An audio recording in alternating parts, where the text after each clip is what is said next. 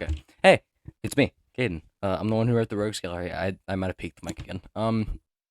I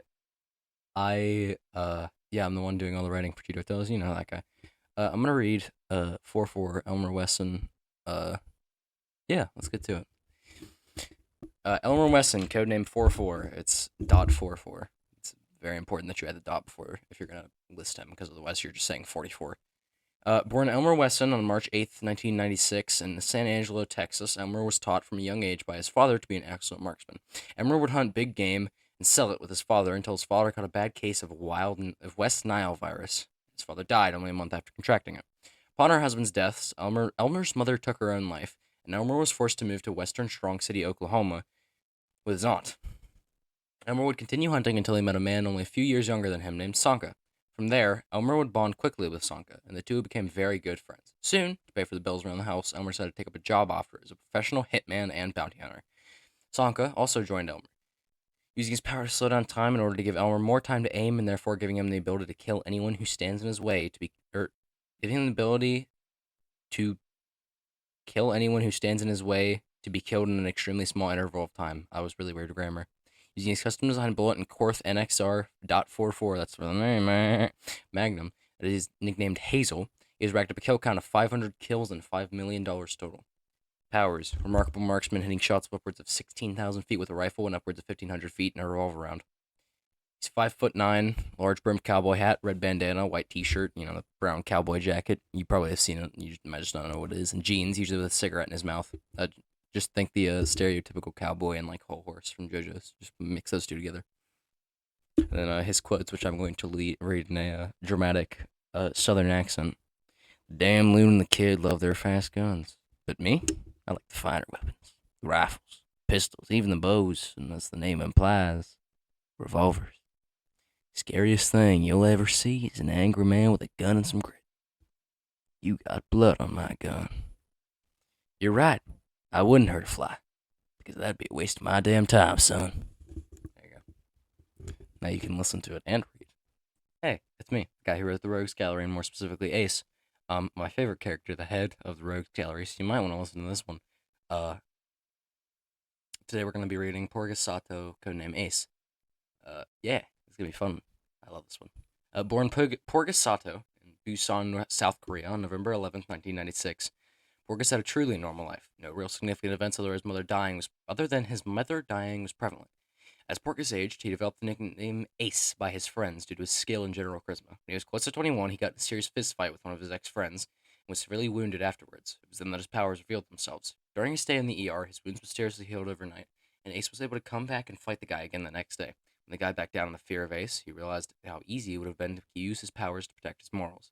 Ace's morals have generally been to kill villains and protect anyone he saw as family. After Ace moved to the big city full of people, his family generally consisted of Venturescope, Ken, Assassin, and Pandora, as well as Dante and Mom. Ace has also developed an ongoing feud with Peach and has had consistent fights with her. Due to his and Peach's abilities, they tend to trade losses and wins, but recently there's been an uptake in Ace's win rates. Usually Ace's healing is without fail. However, there was one time Ace has ever sustained significant damage, and it was one of the many fights with Peach, in which his right eye was damaged and had to be removed. Interestingly, Ace lost his eye early in the fight and ended up getting hit in the face by Peach's fist so hard that it fell out entirely on its own. Ace, however, still has perfect depth perception and can still detect anything on his right, occasionally better than his left. As Ace has grown in knowledge of his abilities, he's both advanced his healing speed significantly and unlocked a rarely seen and strenuous form nicknamed Halcyon. Halcyon form gives Ace two new main abilities, those being the ability to spread true, if fading, happiness to those around him, to the point of being able to overwhelm and hurt certain opponents. The more offensive ability, however, is the ability to quickly change his density, mass, volume, and shape entirely with his mind. The limits to this ability are relatively unknown. His powers are a healing factor that can regrow most limbs within a few hours, depending on the damage done.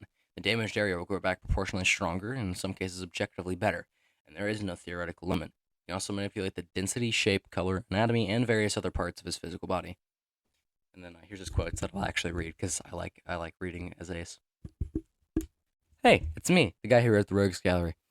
The one who's been the only one working on Cheeto Tales for the past long time, maybe even a year at this point. I haven't been keeping track.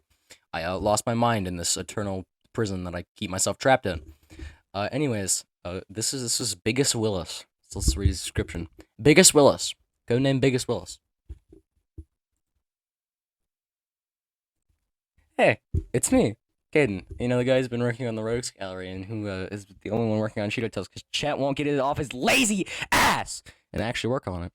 Fuck you, I'm not restarting that. We're reading Jason Curry, codename Brain Damage. Jason Curry, codename Brain Damage, born Jason Curry in a city under the water on February 23rd, 1999. Jason was born a prince and was only weeks away from king. His father, a prestigious king who made great strides to become the greatest and remedy the relationship between humans and Jason's species, the Nemorosum. While most Nemorosum saw this as a good thing, Jason saw it as a danger. He knew that humans were incredibly dangerous and willing to exploit anyone they saw as weaker than them. Turned out that Jason was right. Humans invaded, killing, looting, and in some extreme cases, raping the Nemorosum. During this time, a group of humans, who knew that Jason didn't trust them, took it upon themselves to show him a little more mercy than the others. Jason had to endure a month of daily excruciating torture. The pain was so bad at points that he ended up passing out and had to be reawoken by adrenaline. Until one day, when a man referring to himself as Shiver broke in and saved Jason from the men. Jason's survival of the attack and torture left one thing wrong. Every time Jason feels any negative emotion or sometimes a sense of excitement, he began to smile. After the attack, Shiver took him on a mission to kill all humans, and they met with a woman named Brenna Aridu. With Shiver's ice powers, numerous and mind control techniques that Jason perfected, Aridu's time bending powers, the trio became known as Rock Bottom and began to hunt and kill as many humans as possible. Powers: able to breathe underwater, able to control the minds of people in water or ice. Once under brain damage is controlled, the person stays until brain damage is incapacitated, the person dies, or brain damage releases them. This doesn't apply to people without brains, namely Gwalgoff, Gleipnir, and Lucas, people without a soul, like Slim, or people who are technically already dead, like Constange, Peach, Plum, and people like that, as well as gods, like, Shook One. Hey, it's me, the guy from the Rogues Gallery who, has been the only one writing Cheeto Tales. Sidebar, credit to Dustin. Thank you, Dustin. You've actually been quite helpful in the making of these. Um, Today we're going to be reading Bulldozer, David Yardfield. David Yardfield, codename Bulldozer, born David Yardfield. I don't know why I read it like that. Born David Yardfield, New Orleans, Louisiana, on April 4th, 1987. David coincidentally looked incredibly similar to who we now know as Chicken Man. Was promptly treated as such when the government was falsely told Chicken Man was extremely dangerous. David Akerfield had planted false evidence telling the government that Dave Akerfield was the most powerful threat brought to America's door and that he needed containment post haste. The government kidnapped and captured David Yardfield in an old diving suit they found in the ocean as a temporary measure. The diving suit was equipped with a rusty drill and had two glass eyes with light bulbs, shielded by a metal framed semicircle glass covering. The diving suit was extremely durable, however, incapable of stopping any escape attempt that David could try. The fabric and metals were tempered to deal with upwards of 2,000 pounds of pressure. Diamond saw blades were used to get through the fabric. How the suit was made is unknown, and was revolutionary, especially for its 1960s dating. However, once the scientists and guards packed up for the night and only two men were left to keep watch, David awoke, found his skin had melted to the suit under the extreme heat. David's first reaction was to scream. However, he felt almost no pain, as if the suit had become one with his skin and body. David opened his eyes, and the large lights on the suit began blaring. The guards stationed began shooting at David. However, all the bullets simply bounced off, and David killed both of the guards with ease. David felt conflicted about his murders after, and has since joined the ELAI as an anti-hero, killing criminals and those that threatened him rather than just anyone. Eventually, after attempting to find his way around the government's office, he found Harvest, who quickly joined him and decided to help him defeat the government. From then on, Bulldozer and Harvest traveled over 1,000 miles on foot, Harvest on Bulldozer's back, and eventually arrived at the White House. The FQF came quickly to stop them and took some time to defeat them. Bulldozer and Harvest roamed around as criminals for around a year until meeting Assassin. Assassin saw potential in both of them and invited them to join the ELAI. After a very convincing speech, Bulldozer and Harvest were swooned into joining and became an integral part of the organization, even saving the FQF several times, most notably from On Swansk, and has done so with incredible success. Powers: large size, about 7 feet tall, and an arm length of about 3.5 feet. Extreme durability, strong enough to hold up On Swansk's paw, and therefore hold almost 5,000 pounds at maximum, and has a massive, fully functioning drill for a hand. He's 35 years old, and his only quote is, "Work smarter, not harder." I clipped the mic with that, but I believe in you. Your ears can take it. Hey, it's me, Gaden. You know, the guy who's been working on the Rogues Gallery. Yeah, it's me. Yeah, it's the man, the myth, the legend that literally nobody cares about. Anyways, we're going to be reading a Collective Consciousness. Unnamed, codename Collective Consciousness.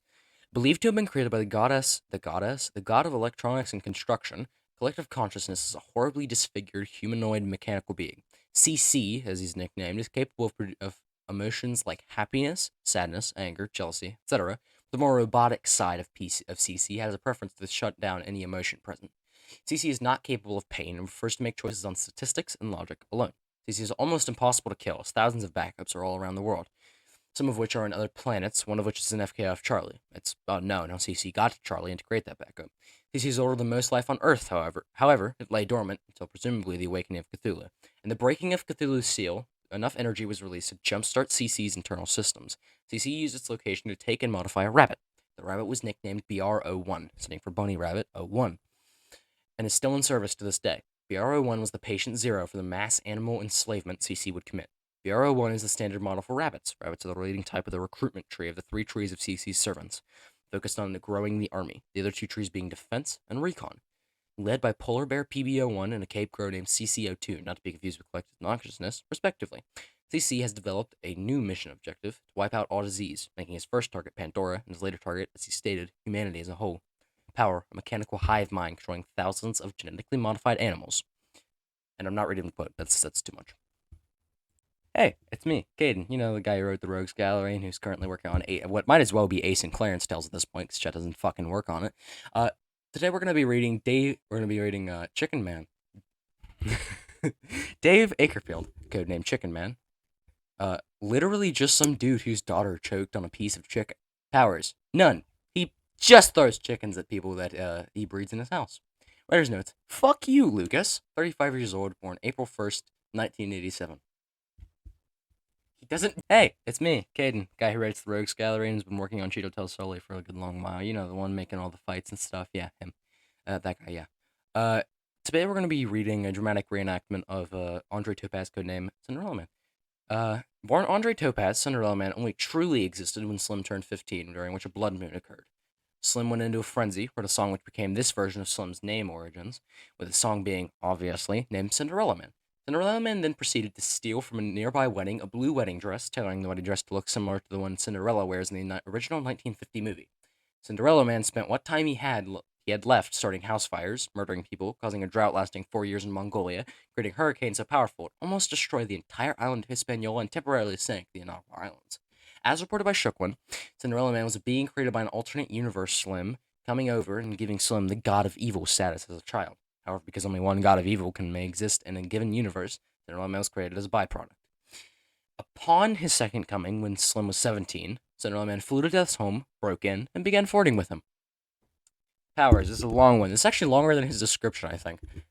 Has lighter fluids for saliva and radiates extreme amounts of heat from his body, able to affect weather, fly, since any living being he desires, put any broken thing back together with just glue, read minds, stop anything from aging by wrapping it up in cellophane tape, cause any plant to fly, create non-Euclidean objects, breathe in space, switch elements between one another, rewind, fast forward, and pause time, can change gravity by turning the earth upside down, is able to strike lightning. What this means is unknown.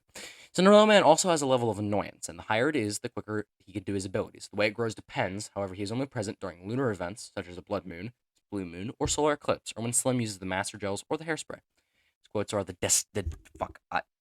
Jester dares to challenge his king, which is him talking to Clarence and Slim calls the CTU. There's sleep is just death being shy. Hey, it's me, the Caden, guy who works the Rogues Gallery, you know. Yeah, I'm pretty famous, I know. No, I'm not. I'm fucking everybody. Nobody knows me. Everyone hates me. Hey. Today we're gonna be reading Fuji Solace, codename Conflagration. Born Fuji Solace in Portsmouth, New Hampshire, on October 3rd, 2000, Fuji developed his fire powers at an early age. However, unlike most other people blessed and born with powers, Fuji didn't have good control and wasn't immune to his ability. Eventually, the lack of control and lack of immunity would cause his downfall. He ended up lighting his and several other homes on fire. Thankfully, no one was significantly hurt other than Fuji. Fuji, soon into the fire burning, had several surrounding plates knock him out and fall on him. Surrounding plates and their shards ended up miraculously shielding various vital sections of his body. After the incident, Fuji's face and body was burnt significantly, and the wounds would require a lot of surgery. His skin was never able to heal, and the wounds didn't either. The burnt sections of skin and the protective parts had a tendency to drift apart and required stitching to keep together. The stitches, however, weren't flawless, and Fuji's wounds would occasionally begin to bleed if Fuji moved too much or experienced extreme movements. Fuji's powers made him seek for some kind of immunity, and Shawshanked his way into creating a relatively non-flammable outfit. Fuji, under the moniker of conflagration, meaning a mass fire, developed a very anti-normality mindset. He believed firmly and passionately that people without significant differences were destined to discriminate against people like him, who were by all means superior. From this, he formed the League of Exiles and has collected a hefty load of people to his organization. His power is the ability to control and create fire on a mass scale. And then I'll actually read these quotes because some of them are really badass and I really like them. So we've got lions are outcast from their pride for injuries that disable them. Surviving an injury to that severity doesn't make them weak, it makes them durable. But, of course, nobody sees it that way. To most, one little crack in the structure is all that it takes for a lion to lose all worth to the pride, to his family, and to himself. That is crazy. Then we gotta shut up. Men and women are removed from society for things that make them superior. So I ask you this. What happens when the superior beings all band together? And then the final one is, all it takes to light everything up in flames is for one little candle to burn. There you go. Hey, it's me, Caden, the guy who lit the Rogues Gallery, internationally known celebrity. I fucking wish. I wish it was my, Okay, fucking Felix is here while I record this, and he just keeps yelling boo in my ear and interrupting me. Anyways, Julius Constantius, codename Constans. Julius was born on the eastern Egyptian coast on February 5th, 318 AD, a noble under Constantius II's rule, Constantius' brother specifically. Fuck. Julius was a quiet, smart, and respectful child, while Constantius tended to be a lot louder and more open. This created a large amount of tension and mistrust between the two brothers. This eventually led to Constantius' merciless murder of his brother and several other family members, due both to a sibling rivalry and extreme paranoia on Constantius' part. After death, Julius was sent to the afterlife and was judged by Anubis. Anubis found Julius' death unjust and developed a disdain towards all of humanity for not stopping him.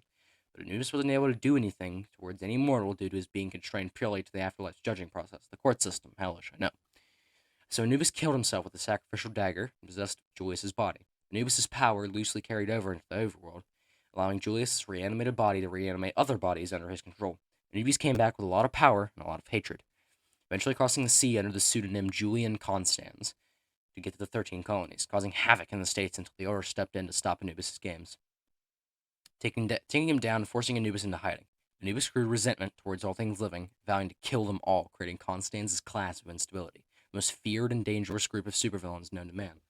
Throughout his crimes, Julius was slowly grown a voice of his own, and has a tendency to cause his body's left eye to turn blue, and begins scribbling words only visible to Constans on surfaces, usually saying things like "stop" or "help me." Power is able to raise the dead as long as he or someone who signed the contract with him was the one to kill them. Physical description: 6'3", thinner stature, deep black eyeshadow, short black hair, singular cross earring on his right ear, jeans, a tan overcoat, bright green undershirt. As the writers note, when you refer to his physical body, that's Julius or Constans, and then when referring to something he's done or like to his mind, that's Anubis. And then I'm not gonna read the quote.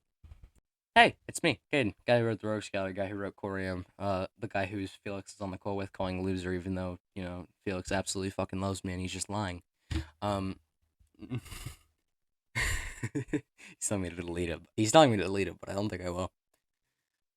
Anyways, we're reading Alexei Vyacheslav, codename Corian.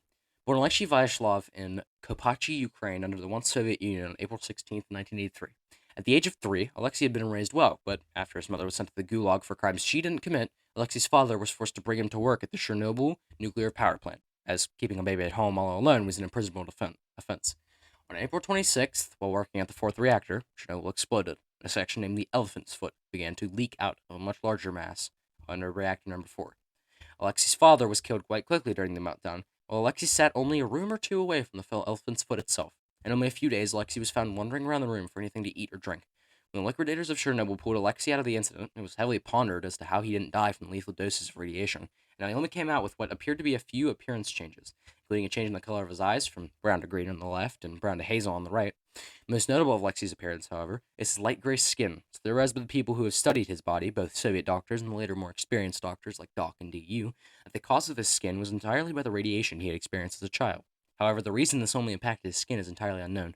Alexei, along with this, has been shown to be able to irradiate alpha, beta, and gamma rays from his entire body, including internal organs. While the ability is quite deadly on its own, the real danger is in Alexei's ability is that there is no obvious or even subtle sign it's activated. It's been said by Alexei that he doesn't always know if it's on or not, and that it will occasionally activate without his knowledge or desire. Alexei, as a byproduct of his appearance and abilities, had a lot of trouble making friends. Was sent to the Gulag on Solovetsky Island for his uncontrollable and deadly abilities in 2001. Despite the dissolution of the Soviet Union, the Gulag stayed up, and Alexei was held for another 9 years until the CCI came to the island, with plans to both break out of the prisoners and hopefully recruit some of the more powerful prisoners, so as to display their power to the world. With relative ease, all the prisoners broken out. However, Alexei was held out of sight. While they were leaving, Konstantin heard noises coming from the wall to his left. Konstantin and the zombies began to break down the wall, expecting a large, imposing man held in captivity for heinous crimes, only to find a small, starving Alexei. Expecting the worst, Alexei's ability activated out of fear, Konstantin decided to leave him there despite his abilities after seeing his zombies dissolve. Not long after, the League of Exiles arrived, and Trimmer used his durability and abilities to absorb the radiation and calm down Alexei. Powers: ability to release alpha, beta, and gamma rays from his body. Writer's notes: slow. Never mind. Those writer notes are just actually for the writer. I can't really.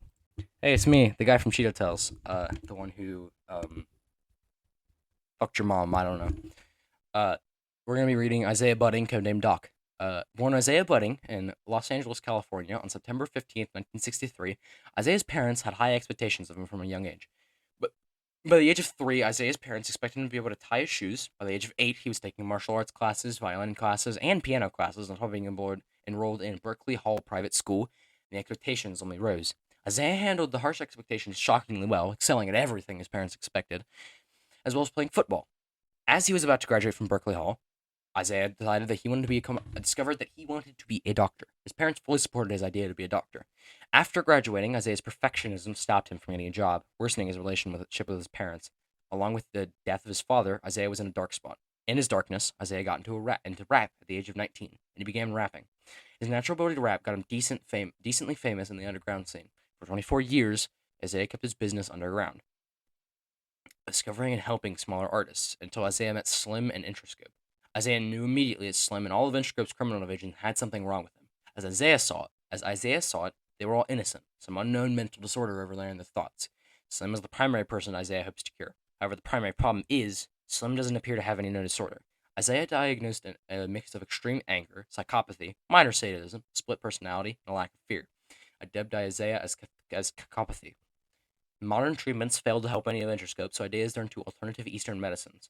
Isaiah needed to keep Slim alive and willing to work with him, so he became the resident doctor. If Isaiah could find a cure to Slim's disorder, there would never again be another Slim, and he would get publicized as a hero for thousands. Although, according to Shook One, Isaiah's attempts are futile. Slim was born evil, and by the powers of an omnipotent and all-powerful being, nothing can fix him. Powers: none. However, Isaiah has a doctorate in medicine, a master's in psychology, a master's in biology, and a bachelor's in chemistry. Intense knowledge of acupuncture and massage treatment methods, and is attempting to learn Eastern alternative medicine. He's 59 years old, and I'm not reading his quote. Hey, it's me, the Rogues Gallery guy, Caden. The one who's with Felix, who is asleep on call right now. Today we're going to be reading Dante Abaddon, aka Quadrant. Born Dante Abaddon on March 25th, 1988, Dante was born to a wrecked family. Before his birth, his mother left him, and his stressed-out father began to grow angrier as he felt the quite young Dante was ungrateful. Along with his father, Dante began to grow angrier, and Dante began to get into fights at school. At the age of 17, he dropped out of school and was disowned by his father. Dante was left to the streets to defend for himself. Dante's rage manifested as a power source, and by his reasoning gave him his 4 fighting forms, encouraging him to only get more angry, mugging, robbing, and stealing. Eventually, he was found by Ace, and Ace calmed him down. Ace got him an anger management counselor, helped him to find himself, and helped him to refine his powers and use them for good. In only 6 months, Dante's anger was under his control, and by 12, he was capable of controlling his anger and channeling it into a source to do good. Quadrant's anger, however, attracted demons, and on one fateful night, his anger and thus life force was unwillingly used to open a hole between our world and what most would consider hell. Dante, in his fight against those demons, realized 2 fundamental truths at the same time. He realized that he needed to get stronger, as well as that he was the only one who could deal with the problems placed in front of him. Dante was beaten half to death in his fight with the demons, and was saved only by Pops coming in at the last second and saving him. Dante's realization that night led him to abandon the overworld, leaving behind all he knew to fight demons in hell, but he vowed to sometimes return to the overworld to check in, bringing justice as he goes. Eventually, Dante united with Thymos, the god of hatred, and learned demon magic as well as his coined sin form. His powers: 4 fighting modes, each with their own specific moves and utilities. Sword/swordsman. Heightened reaction time, speed, and general durability. Special abilities to pause time just for long enough to cut something into pieces, called Storm. Fist/boxer. Heightened general arm strength, strong enough to shatter swords, and somewhat strengthened leg strength. Special ability is to significantly harden his arms to block hits, called Kiri. Legs, stress, trickster. Heightened general leg strength, bringing highly increased speed and kicking power. Special abilities to allow movement in the air as if one is on the ground. Guns slash gunslinger. Significantly increased accuracy. Increased speed and accuracy on the guns on his hips. Significantly increased dexterity. Special abilities to detach and shoot off his arms. Nicknamed Breaker. Yay. Hey, it's me, Caden, the guy who wrote the Rogue Scout, the only guy waiting for Cheeto Tales right now. Today we're going to be doing a dramatic reenactment of 4-4, Sanka's half. Sanka Marley, codename 4-4, and again you have to put the dot before it or else you're just saying 44, it doesn't make sense.